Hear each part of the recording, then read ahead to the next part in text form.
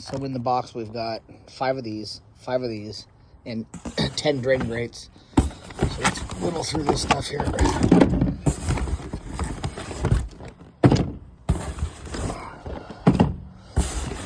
Makes 5.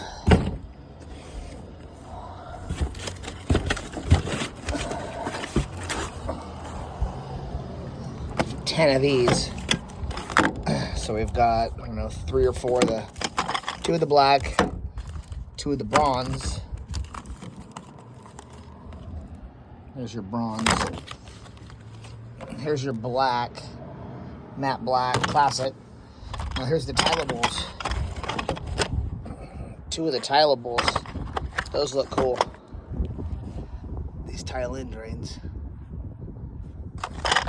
Got 2 of those. Classic brushed nickel. We got 4 of those. So a total of 10, guys. There's a classic brushed nickel. Classic matte black. Bronze. Tileable.